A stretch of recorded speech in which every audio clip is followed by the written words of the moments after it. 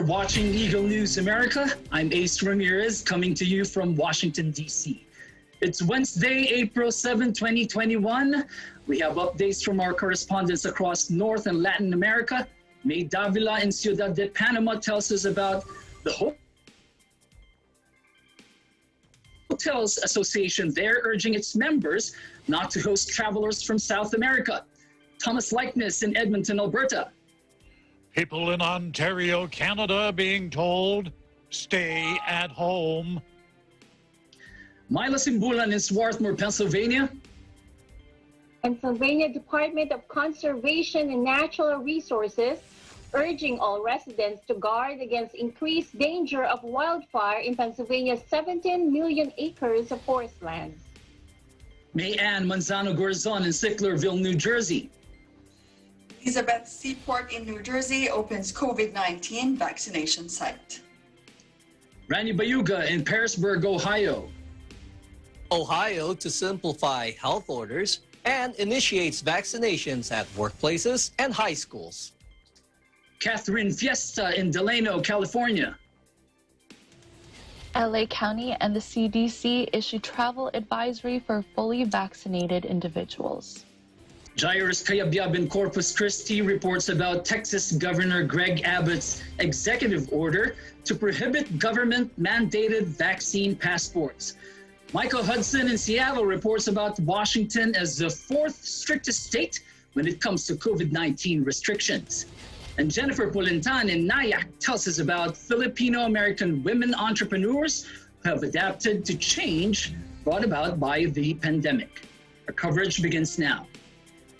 Water Minister Celeste Bekele says Ethiopia's ongoing diplomatic dispute with Egypt and Sudan over its mega dam on the Nile River won't start any unnecessary war. ወደ ማስፈልግ ጦርነት ውስጥ የመግባት የለም። በውሃ ጦርነት ሊነሳ አይችልም። ውሃ ይፈሳል። ዛሬ ብትዋጋው ነገም ይፈሳል። ነገ የሚሆነው አይታወቅም እንግዲህ። ስለዚህ የዚህ አይነት አስተሳሰብ ተገቢ አይደለም። እንዲህ አይነት ነገርን ወደ ላይ ማራገቡ አይ ቲንክ ለማንም ሀገር አይጠቅምም። Ethiopia said Wednesday it would not be deterred from impounding water at its Nile mega dam, despite a persistent impasse with downstream countries worried about their water supply.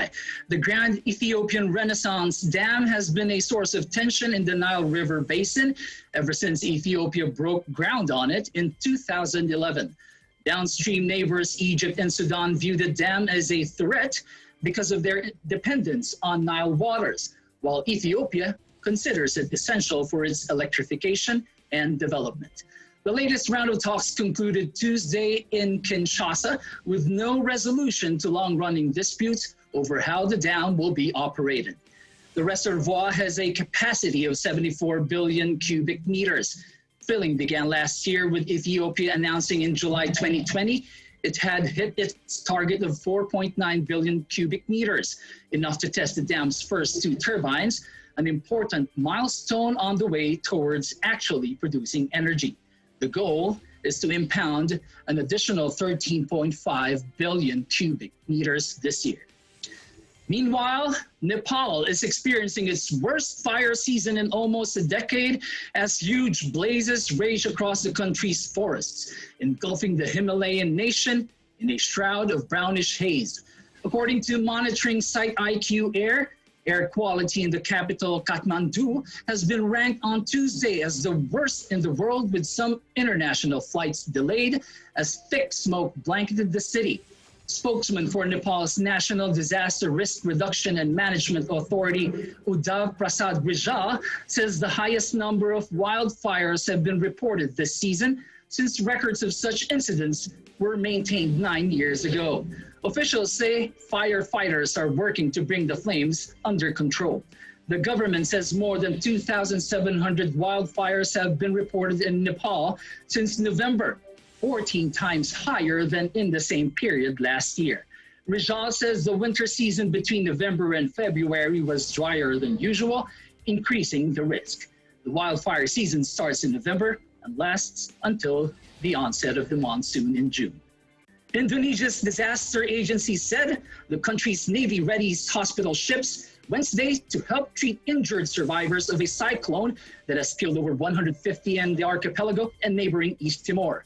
Helicopters dropped food and other essentials into remote villages as rescuers turned to sniffer dogs in the hunt for dozens still missing after weekend floods and landslides devastated the Southeast Asian nations. Torrential rains from tropical cyclone Siroha, one of the most destructive storms to hit the region in years, turned small communities into wastelands of mud, uprooted trees, and sent around 10,000 people fleeing to shelters. The storm swept buildings in some villages down a mountainside and to the shore of the ocean on Indonesia's Lembata Island, where several small communities have been wiped off the map. Indonesia's disaster agency said sniffer dogs would hunt through mountains of debris and rubble in the hopes of finding the bodies of some 76 still missing victims and any survivors. About 120 people have been listed as dead in a remote cluster of islands at the eastern end of the archipelago. Another 34 people have been listed as killed in East Timor, a tiny half-island nation of 1.3 million, sandwiched between Indonesia and Australia, that is officially known as Timor-Leste. Hospitals, bridges, and thousands of homes were damaged or destroyed by the storm, which flattened scores of small villages. Now for COVID news, Amnesty International says richer countries are failing a rudimentary test of global solidarity by hoarding COVID vaccines as it accused China and others of exploiting the pandemic to undermine human rights. The new Secretary General of Amnesty International, Agnes Callamard, takes stock of an extraordinary year in 2020. In its annual report, the campaigning rights organization says the health crisis had exposed broken policies and that cooperation was the only way forward. La pandémie COVID-19 a mis en lumière, a amplifié les inégalités, les discriminations et la répression. Amplifié, pourquoi? Parce que les victimes du Covid sont des gens qui ont été victimisés par les choix politiques, par les politiques publiques depuis de nombreuses années. Amnesty strongly criticized the decision by former U.S. President Donald Trump to withdraw Washington from the World Health Organization in the midst of the pandemic, a step now reversed by Trump's successor, President Joe Biden. And of course, we have the failure at global governance level, governments unable to imagine a response that will be driven by a sense of collective responsibilities. Donald Trump withdrawing from WHO, China hiding information regarding the birth, the origin of COVID-19, and currently, the richest government unable to come up with a global perspective and a global implementation of a vaccination program which should be accessible to everyone around the world. Back here in Washington, Secretary of Homeland Security Alejandro N. Mayorkas announces DHS's Operation Vaccinate Our Workforce, or Operation VOW, has vaccinated more than 58,000 DHS mission-critical 1A and 1B employees, up from 5,074 employees at the beginning of February. On January 6th, there were a total of 8 Veterans Administration medical centers providing vaccines to DHS employees. As of April 5, the number of participating centers is now at 163. DHS and the Veterans Health Administration, or VHA, coordinate multiple vaccination events across the country for frontline and public-facing DHS employees. Secretary Mayorkas says DHS is committed to protecting its employees by ensuring access to safe and effective COVID-19 vaccines. Recently, Operation VOW and VHA facilitated several events along the southwest border to vaccinate frontline and public-facing employees. Operation VOW prioritizes these and other events to protect DHS employees managing the situation at the border. In the coming weeks, Operation VOW and the VHA will continue to hold vaccine events across the country for DHS employees.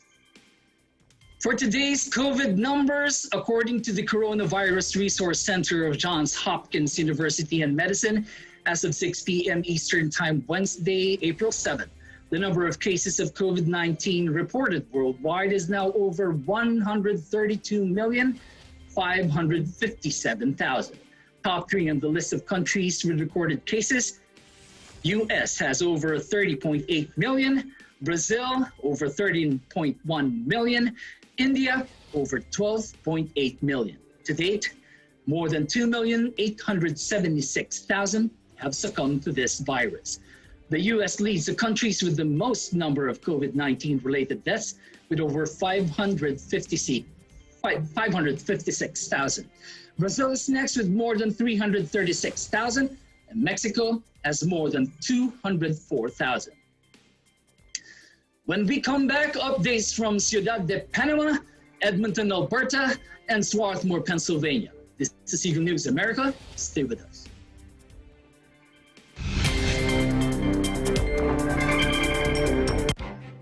Events happen around us all the time, in our community, in our country, around the world. Events that affect people, move communities, or simply inspire us. Interesting events that people need to know. In these interesting times, we continue to be a competent partner in delivering news about these events. Fast, accurate, balanced. Eagle News, because we live in interesting times.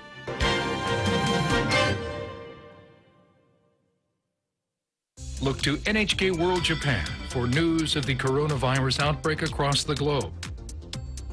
You'll find updates and insights in the specialized section of our website. Catch up with programs on your schedule through the free video on-demand service. Learn how to stay in shape and maintain your health deliciously. Ready when you are. NHK World Japan. It's time to take one step further and face the impossible. Time to search the unknown and fight for the truth. Time to overcome boundaries and connect the world. It's time for DW News.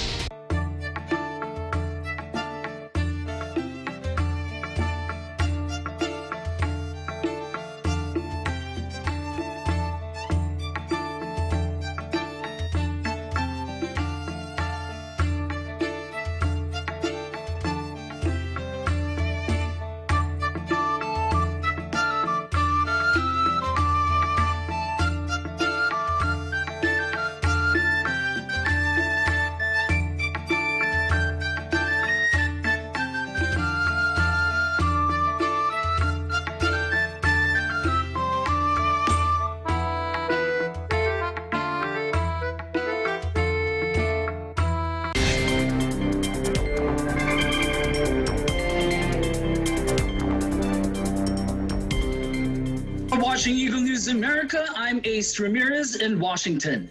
In Panama, the country's Hotels Association urges its members to refrain from hosting travelers from South America, saying they are not retention or detention facilities. Eagle News correspondent May Davila tells us more about this protest measure. The Asociación Panameña de Hoteles, or APATO, makes a call to its members not to host any traveler from South America. The tourism sector has taken a conciliatory tone to seek options facilitating the recovery of the sector. This was after the economic collapse caused by the quarantine to curb the spread of COVID-19. This tone seems to be ending. The protest measures comes as the Ministerio de Salud establishes that all travelers from the south of the continent have to remain in mandatory quarantine for 5 days. This is regardless of the negative result of the PCR test practiced at the Tocumen International Airport. A call has been made to all member hotels to ensure facilities are not loaned to house passengers against their will or in conditions unacceptable to them. They reiterate there are accommodation entities, not retention or detention. Their right to choose clients and non-clients must take precedence over any other consideration. Armando Rodriguez, president of Apatol, commented that 100% of reservations that were planned for last week's holidays by travelers from South America were cancelled, and this represents a significant loss for the sector. Yesterday, images of long lines of South American travelers at the Tocumen airport circulated on social media. The administration of the air terminal arranged an immigration control post and one of the posts to take the PCR test exclusively to serve these travelers. In addition to Apatol, other unions such as the Chamber of Tourism of Panama and the Chamber of Commerce, Industries, and Agriculture of Panama request the repeal of Executive Decree 260 of 2021, which establishes measures to enter the national territory for people coming from South America. MINSA spokespersons comment that the state will cover the cost of the 5-day accommodation that each traveler from South America must remain in quarantine. This situation, however, generates distrust among hoteliers since they are aware of the delay in payment by the government with hotels that are used as temporary hospitals for mild coronavirus patients. Desde Ciudad de Panama, May Davila, Eagle News, vivimos en tiempos interesantes. The largest province of Canada is on lockdown as it battles a surge of COVID cases. In Edmonton, Bureau Chief Thomas Likeness joins us this evening with the details. Tom. Thank you, Ace. You know, we talked about this yesterday. There were hints this was coming, and all right, let's have the update now. The Premier of the province of Ontario, Doug Ford, he made it official this afternoon. Today, on the advice of the Chief Medical Officer of Health, I'm declaring a state of emergency with a province-wide stay-at-home order effective 12:01 a.m. Thursday. This will be in effect for 4 weeks. To boil it down as simple as possible, folks, please, unless it's for an essential reason, please stay home. Because the situation is extremely serious and we just need to hunker down right now. We need to limit mobility. Okay, details of the order. Non-essential retailers can only offer curbside pickup or delivery of items, no in-person shopping. Access to shopping malls will be restricted. In-person shopping in those big box stores, in those discount stores, all they're allowed to sell are things like groceries, pet care supplies, cleaning supplies, medication and health care items, as well as personal care items. That's it. That's all they're allowed to sell. Schools and daycares will remain open in areas where it's permitted. Now, you recall, it was only a week ago that Ford brought in some pretty strict measures that just about locked down the province. Today's announcement, though, goes a step further. The reality is, despite everything we've done so far, the COVID-19 situation in Ontario is getting worse as these new variants continue to spread. Our hospitals are reaching capacity, and patients in the GTA must now be sent to other parts of the province for care. In fact, we learned yesterday morning that admissions to ICUs in the past week are increasing faster than the worst-case scenario predicted by our experts. Just how bad is the healthcare situation, the overall healthcare situation, how it affects people that aren't COVID patients? Well, Ontario's Health Minister, Christine Elliott, says the increase in COVID patients is concerning. The hospitalizations that are happening as a result of these variants are taking over our hospitals. That's why we're having to cancel most surgeries and procedures, many of which have been delayed for a long period of time, and why many patients are having to be transferred from one hospital to another across the province. Then we get into the issue of enforcement. How do you make people comply? Well, Ford says he's relying on the cooperation of the people of Ontario. everyone knows we don't have enough police officers to run around and chase people down and knock on 15 million people's homes. But we're asking for the cooperation. You know, with COVID fatigue at an all-time high, Ford says he realizes it's a big ask, but he says he believes the people of Ontario will come through one more time. In Edmonton, Canada, Thomas I. Likeness, Eagle News. We live in interesting times. Back to you, Ace. Thomas, it sounds like deja vu. It's like we're back to February. It's Groundhog Day. For the third time up here, it's Groundhog Day. You remember the movie? I remember we were in the same position, talking about how do we implement this? How do we do this lockdown? And cases rising, and there's talk that vaccine passport might be required to cross the Canada-US border. What are your thoughts? Well, you know, this is a tricky issue.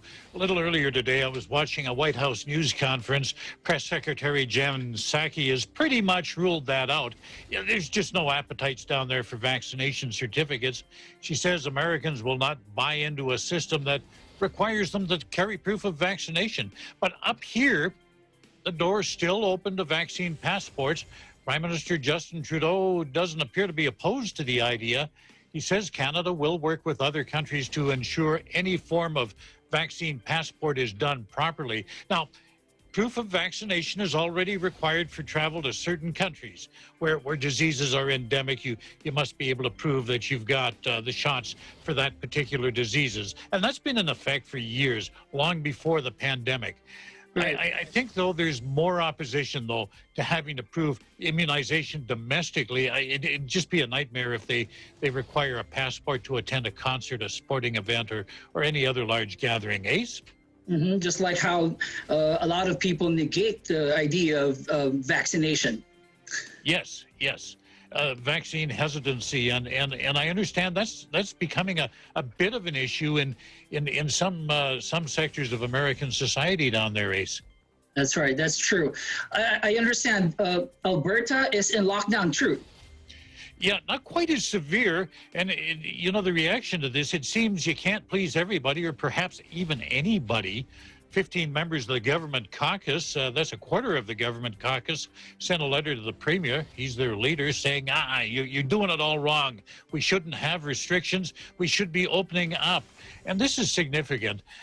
They come from mainly rural areas. Premier Jason Kenney is downplaying the objections. He says, no, it's not a revolt. We live in a society with differing views. But also differing with the premier are doctors.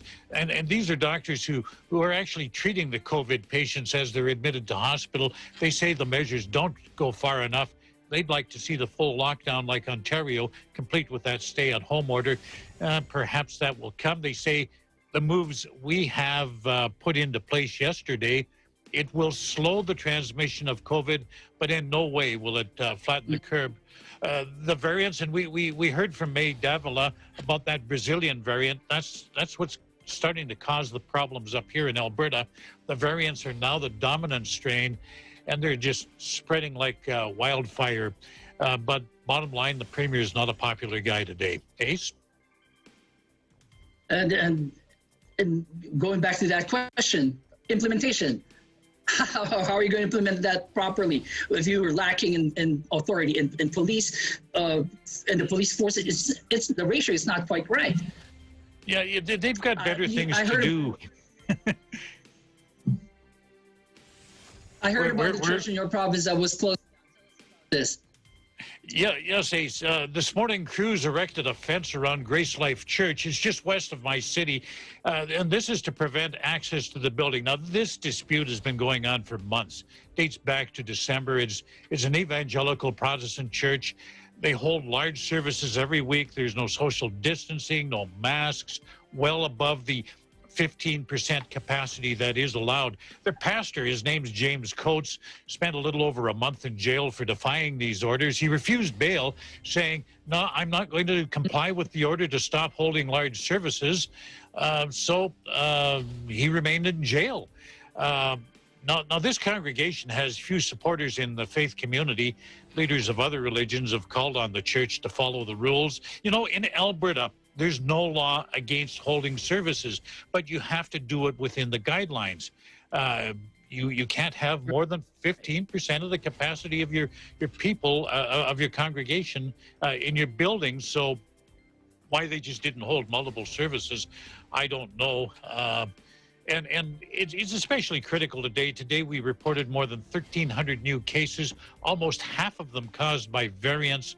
And this is up 400 cases, 400 more from the day before. So things are definitely not getting any better. And we simply can't play around with scofflaws who say, no, the laws don't apply to me. Ace? I agree. It sounds like trouble, smells like trouble. Thank you so much. Edmonton, Alberta. Always a pleasure. You stay safe, Ace.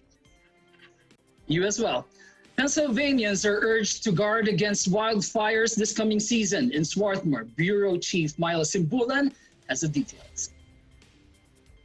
That's right, Ace. With trout fishing and many other outdoor activities increasing at a time when woodlands and brush can become tinder dry in just a day of direct sunlight and a light breeze, the Wolf administration is urging all residents to guard against increased dangers of wildfire in Pennsylvania's 17 million acres of forest lands. State officials noted wildfire danger is normally higher in the spring before the trees leaf out, and critical conditions can develop almost overnight in many forested areas of Pennsylvania. According to Department of Conservation and Natural Resources, or DCNR, Secretary Cindy Adams-Dunn, and I quote, "With dry spring conditions, it takes only a careless moment to ignite a devastating forest fire. We know outdoor burning is the leading cause of wildfires throughout the state, and more than 99% of Pennsylvania wildfires are caused by people." To assist the public with easy access to information, DCNR has added new maps to the wildfire webpage, which are updated daily and provide observed and expected conditions in the state. Some recreational activities in state forest lands, such as campfires and outdoor cooking, are dependent upon current fire conditions and not permitted when wildfire danger ratings are high or above. Visitors are encouraged to check the fire condition maps before engaging in these activities and are reminded that campfires are prohibited in state forest lands from March 1st to May 25, regardless of conditions. With the spring gobbler season opening in the coming weeks, Dunn urged hunters and other woodland visitors to be especially careful with campfires amid dry vegetation. The need to guard against wildfires increases each year as more development encroaches in heavily wooded tracts. Property owners should always consider the weather and conditions when burning outdoors. If it's windy or dry, burning should be postponed until conditions change. A water hose, rake, and shovel should be handy when burning outdoors and combustible materials cleared within 10 feet of a fire. Right now, Ace in Swarthmore, it's 60 degrees Fahrenheit or 15 degrees Celsius with clear skies. In Swarthmore, Pennsylvania, Myra Simbula and Eagle News, we live in interesting times. Back to you, Ace. Myla, is there a season for wildfires? When does this usually happen in Pennsylvania? The greatest danger of wildfires in Pennsylvania occurs usually during the spring months of March, April, and May, and during the autumn months, October and November. Ace? That's interesting. Usually spring means showers, right? Exactly. I know. I was confused as well, because usually you always think that summer is a time where wildfires usually occur, but not here in Pennsylvania. Right. Well, I would imagine people would start to want to go out and do outdoor activities coming from the winter. You know, what are the major causes of wildfire in Pennsylvania? So one of the major causes of forest fires in Pennsylvania is debris burning. So if a careless person burning their trash or yard waste can be responsible for causing wildfires that burn thousands of acres of valuable Pennsylvania forests.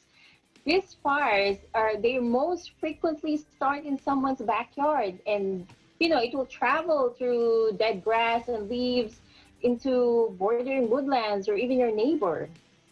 Ace?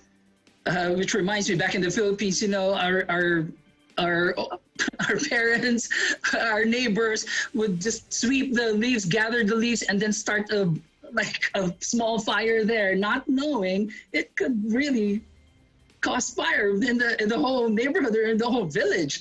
You know? Exactly, especially if your neighbor is usually closed. The other houses are closed, right? And we don't I don't remember someone picking up our garbage. We burn all our trash in the Philippines. You're right. That is one of the major problems there back then. I'm not sure that's right now. Well, for those Pennsylvanians who are planning to do outdoor activities, where can they get the information? So if you're planning to do any outdoor activities in Pennsylvania, you should visit first dcnr.pa.gov/communities/wildfire and to check the fire condition maps before engaging in all these activities. Ace?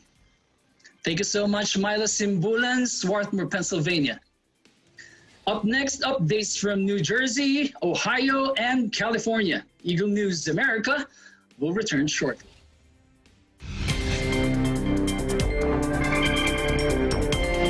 Essential or non-essential, lugaw and other food has always been a vital part of our culture. Our food defines our heritage, connects communities, bridges differences, and unites us as a nation. We are celebrating Food Filipino Month this April that aims to promote and preserve local culinary and the role they play in Filipino culture and heritage. When we are talking about the food itself, it's basically essential. And one major type of food is lugaw or arroz caldo. Kailangan balikan natin yung whys natin. And ano pa ba yung gusto mong marating? As long as you have that discipline. And number one, yung strategy. Importante kasi dito, diskarte ngayon. Jam Melchor, the founder of the Philippine Culinary Heritage Movement, will share his thoughts on why we are commemorating the importance of Filipino cuisine and how it helps us create our identity as Filipinos in this episode of Open for Business.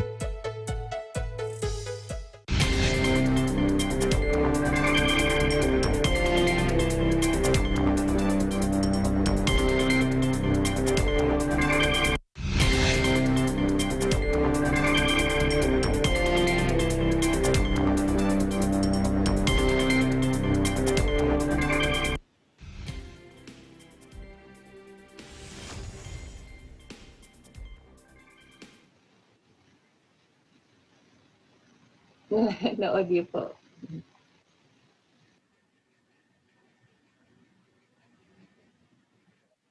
Tonight with the details. Man.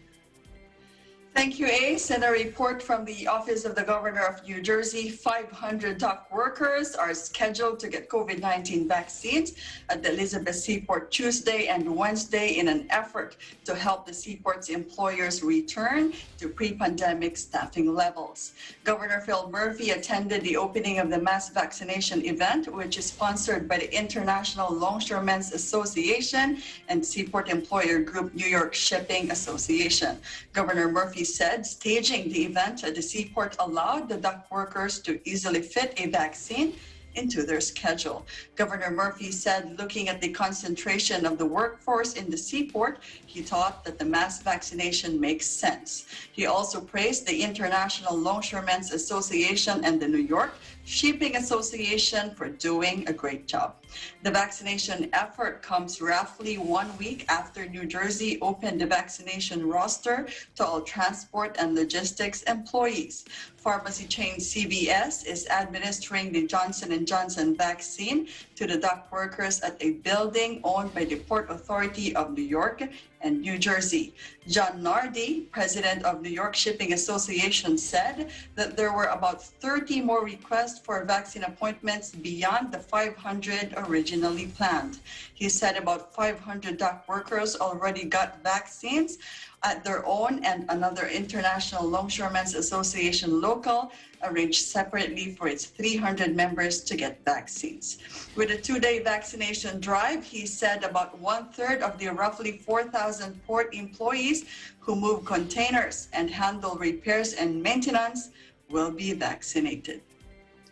And for New Jersey's latest COVID-19 numbers, the Department of Health has reported another 3,578 new positive cases today, bringing our statewide total to 824,179. Sadly, we are also reporting 45 new confirmed deaths, pushing the total to 22,176 fatalities. But on the brighter side, the latest total of fully vaccinated people here in New Jersey is now 1,896,442. And to know the latest on New Jersey's vaccination progress, visit covid19.nj.gov/vaccine. And as for a quick weather update, it's currently 10:18 in the evening here in New Jersey, and it's currently clear. It is 54 degrees Fahrenheit or 13 degrees Celsius. In Sicklerville, New Jersey, May and Manzano Garzon, Eagle News, we live in interesting times. Back to you, Ace. Mayan, sorry. 1.9 million vaccinated. Wow, that's amazing. Yes. What prompted the associations to have mass vaccination done at the seaport? Well, International Longshoremen's Association spokesman James Nakmara said that 22 members of the union died because of COVID-19. He said the union has been lobbying for a while to prioritize longshore workers for vaccine because they are handling the gloves, the mask, and the other medical equipment needed for the pandemic that come from overseas suppliers. He also added that they have been communicating with Governor Murphy for months now. So it's a good thing that it happened today. And actually yesterday and today, Ace, that the mass vaccination in the seaport. Ace. I wonder if these dock workers are considered essentials. Well, Ace, are they? Apparently they are not the first batches of essential workers that was considered by the CDC or the government, no? Because if I remember it right, the eligibility for these logistics workers happened only last week or this week, I suppose. I believe so. Ace? How is the pandemic affecting seaport operations, though? Well, interesting you asked, Ace. Actually, Jan Nardi, the president of New York Shipping Association, said that the New Jersey Marine Terminals, which is the largest seaport on the U.S. East Coast, have only had about 85% of their typical staffing levels because of the pandemic. The lower headcount is due to both COVID-19 related absenteeism and social distancing measures that had to be taken at the seaport to limit the COVID-19 transmission. And it really impacts the labor force at the seaport, Ace. Do you have the number of seaport employees who were affected by COVID?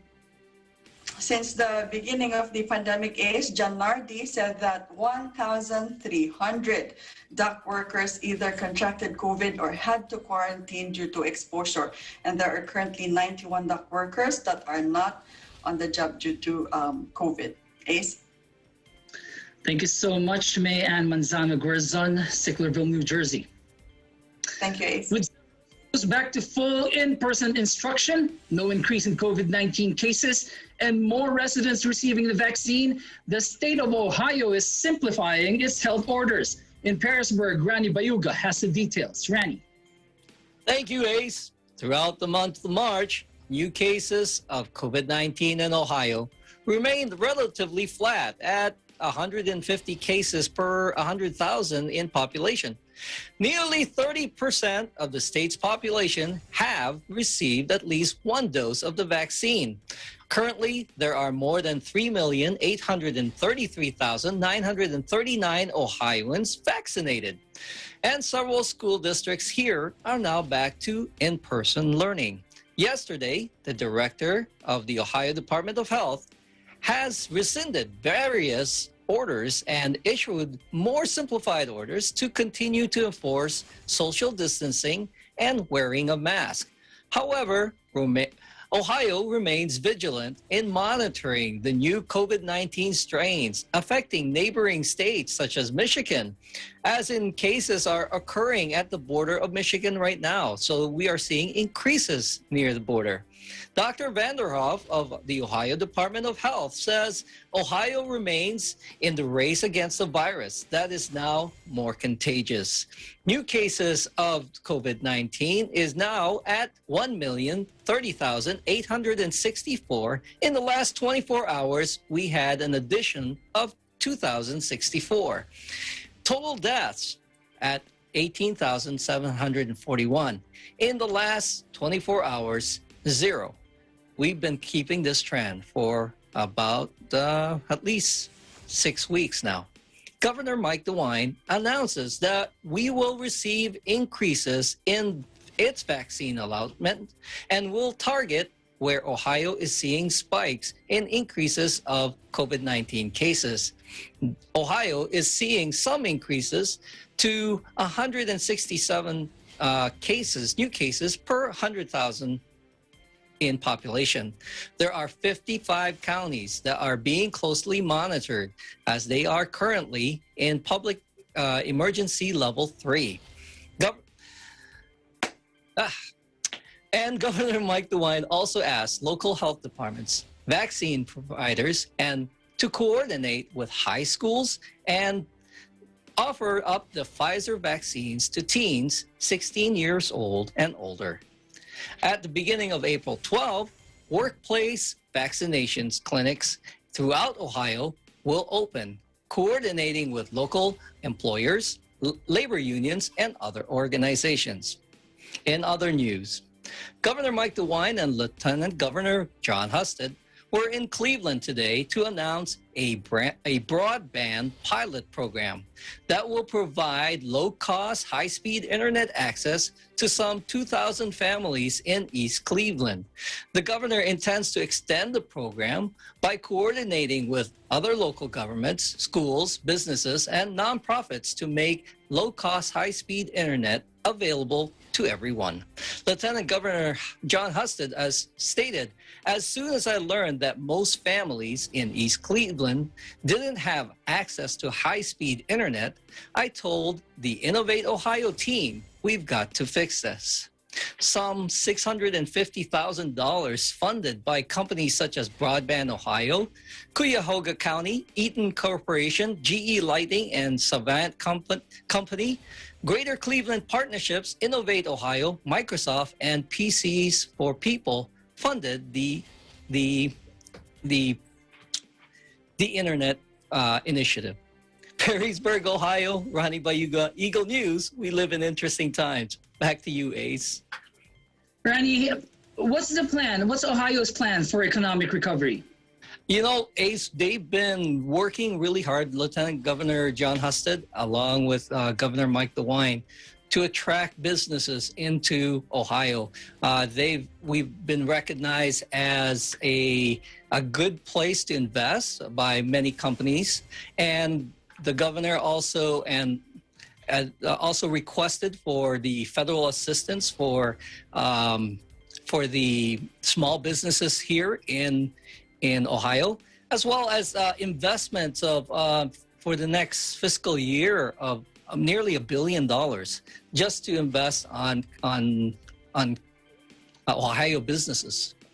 Well, talking about investments, are there any programs to lure companies or investors in Ohio?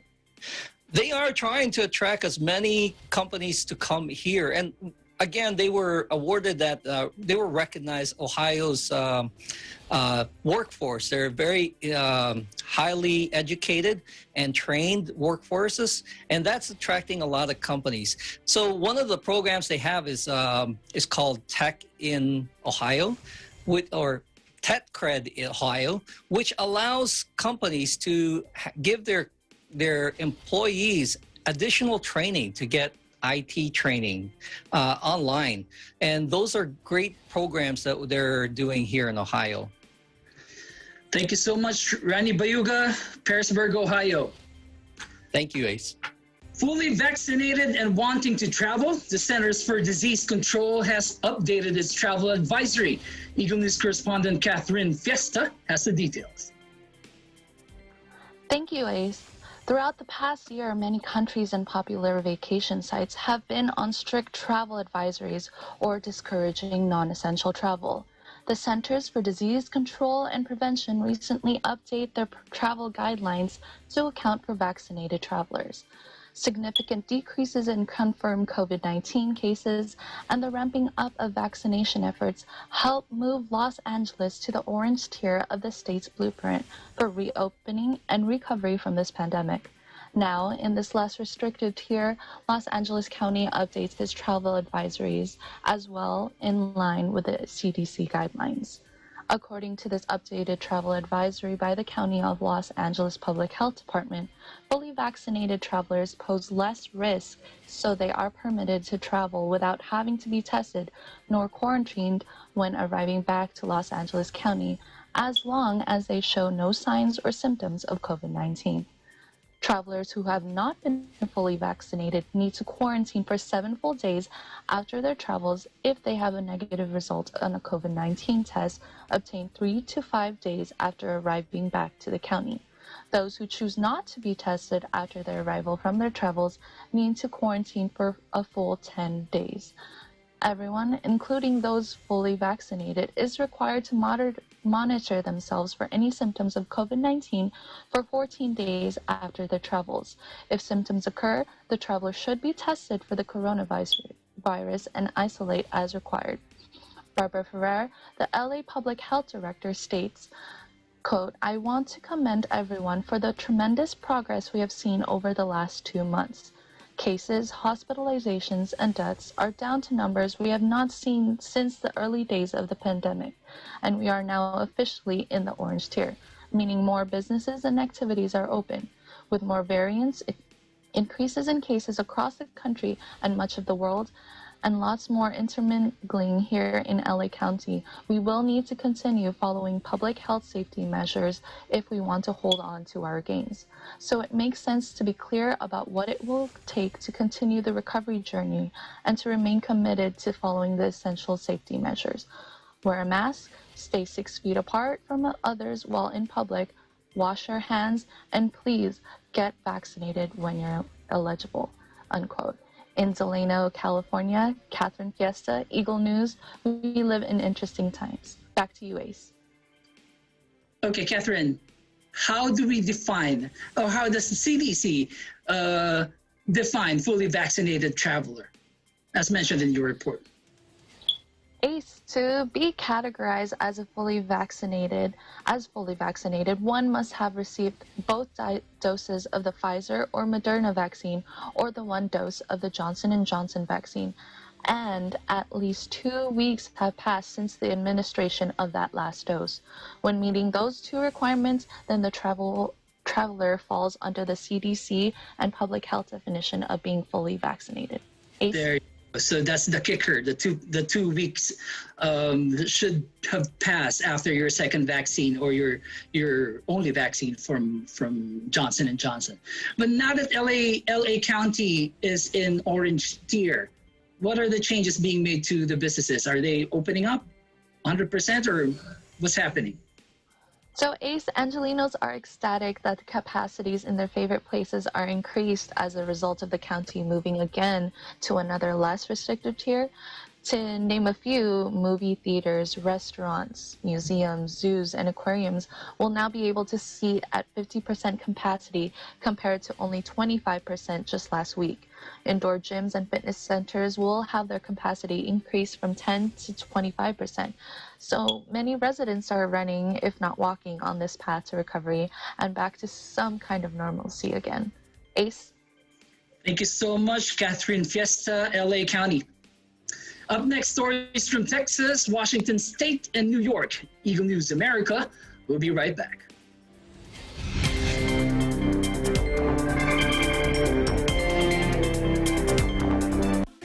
Factual. We have to defeat the virus everywhere.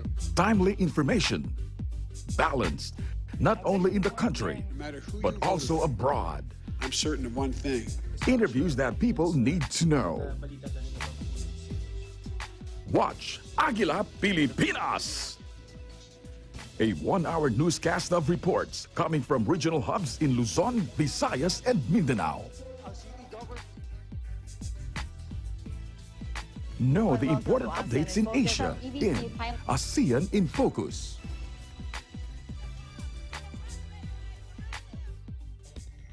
Track the latest stories in the provinces in Aguila Provincia. Tune into Mata ng Aguila, the evening primetime news program of Net25. Balanced and objective, Mata ng Aguila covers national and international issues, tackles news on business, health, science and technology, entertainment, sports and human interest features, and current events. And Eagle News International delivers the latest global reports, impartial, accessible, and up-to-date. It brings to fore EBC's rich international scope and access to valuable information streams. Well, thank you to thank our health outdoor. Catch these programs on Net25. You can also watch our news programs through eaglenews.ph and Eagle News Facebook page and YouTube channel.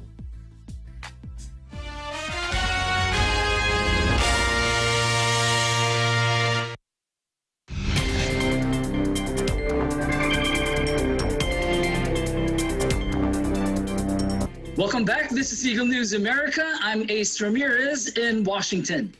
Governor Abbott of Texas is saying no to vaccine passports in Corpus Christi. Eagle News correspondent Jairus Kayabyab tells us why.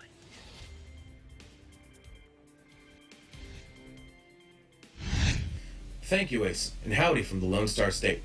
On Tuesday, Governor Greg Abbott issued an executive order which prohibits state agencies or political subdivisions in Texas from creating a vaccine passport requirement.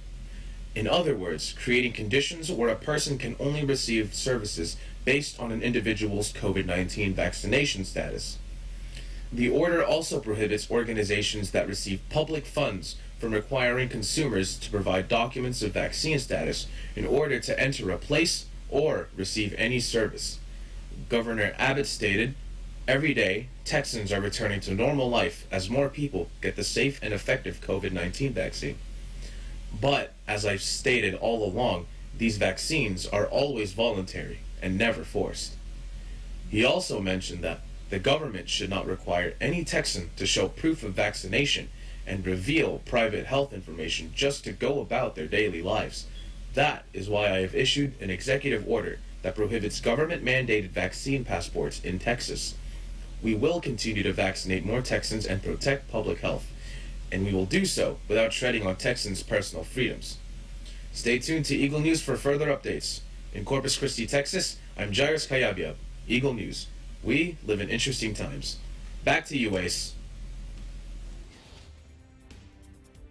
Thank you, Jairus.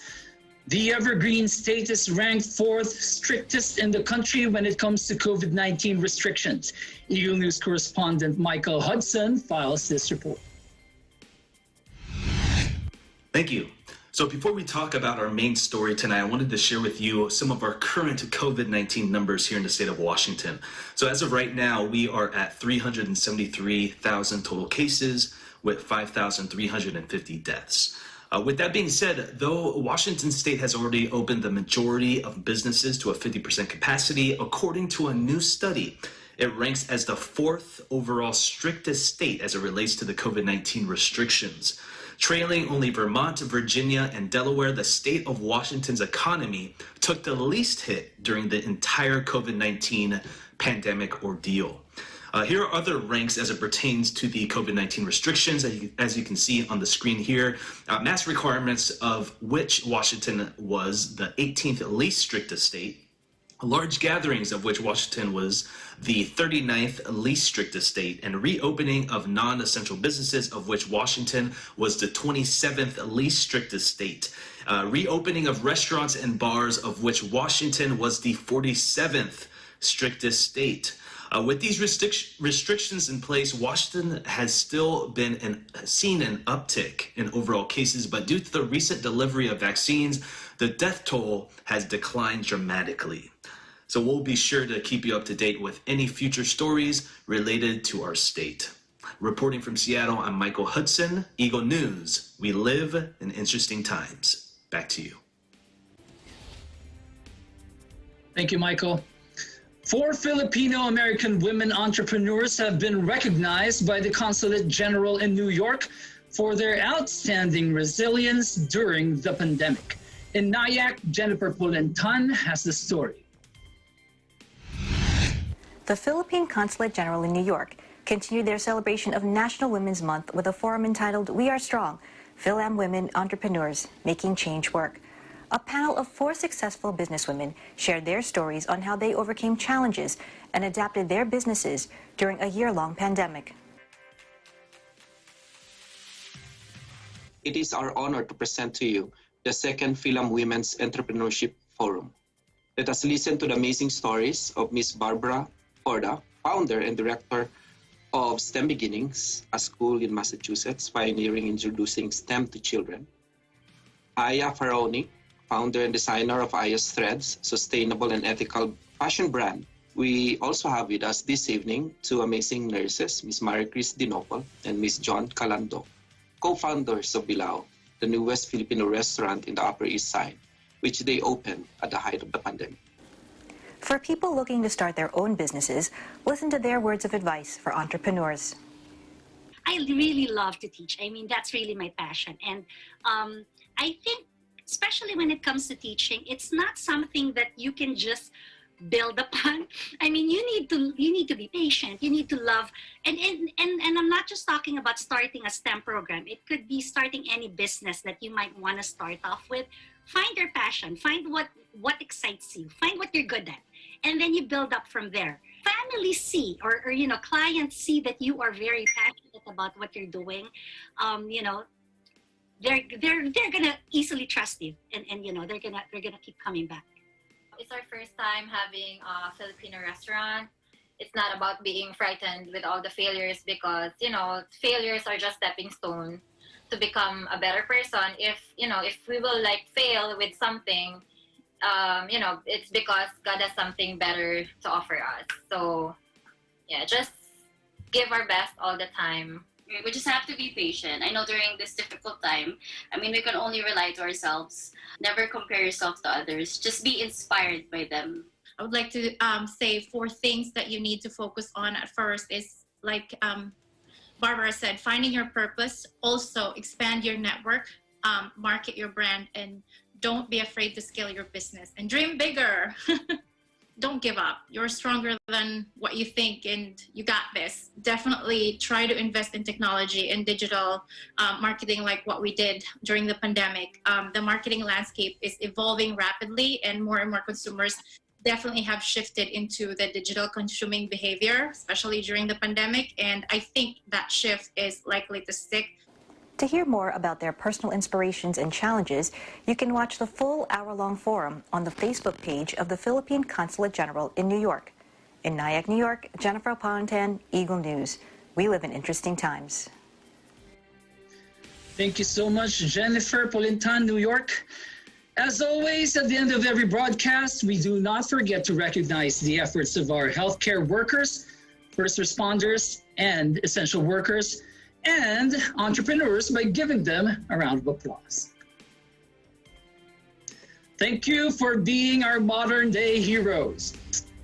That is today's Eagle News America. Thank you for joining us. I'm Mace Ramirez. We live in interesting times.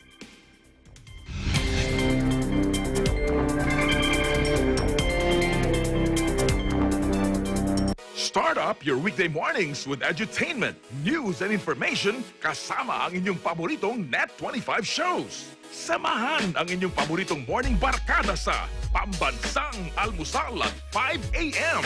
Tatalakayin mga pangunahing balita sa pagtutulungan ng Radyo Agila at Net25. Samahan si Weng de la Fuente sa Balitalakayan, 7 a.m. Saganang Mamamayan at 8 a.m. NHK World at 9 a.m. Eagle News International at 10 a.m. At mga balitang dapat niyong malaman mula sa Agila, Pilipinas at 11 a.m. This is your Morning Startup every weekday mornings only here on Net 25.